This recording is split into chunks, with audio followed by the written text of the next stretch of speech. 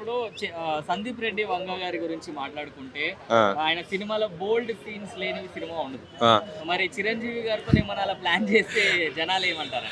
Already Prabhas గారితో బోల్డ్ scene పెట్టేశాడు, poster release చేశాడు, సోషల్ మీడియాని తగలబెట్టేశాడు. ఇప్పుడు ఇంకా చిరంజీవి గారి మీద అంటే ఆయన అంకుల్ క్యారెక్టర్ని ఆల్రెడీ ఇంటిచ్చాడు కాబట్టి బోల్డ్ సీన్స్ ఉన్నా కానీ ఏం కాదు, బాగానే ఉంటుంది. ఎందుకంటే ఆయన ఒక యాక్టర్, నటుడు, 70 ఏళ్ళ వయసులో అంత కష్టపడుతున్నాడు. అలాంటి టైంలో బోల్డ్ సీన్స్ వచ్చినా చేయడానికి తప్పలేదు. బోల్డ్ సీన్స్లో ఇంకా నేను ఎగ్జైట్మెంట్ అనుకుంటున్నా, చిరంజీవి గారికి 6 ప్యాక్ చూడాలని నా కోరిక. అది చూసి ఇంకెంత బాగుంటుంది, మామూలుగా ఉండదు. చిరంజీవి గారిని అలా చూడాలని ఎంతో మంది యాంగిల్ ఉంటుంది, నాకే కాదు ప్రతి ఒక్క ఆడియన్స్ కూడా ఉంటుంది అనమాట. నేను ప్రభాస్ ఫ్యాన్గా చెప్తున్నాను, చిరంజీవి గారికి 6 ప్యాక్ చూపెడితే మాత్రం థియేటర్లు చినిగిపోతాయి అనమాట. సో ఎలా ఉంటుంది అంటే స్పిరిట్ సినిమా?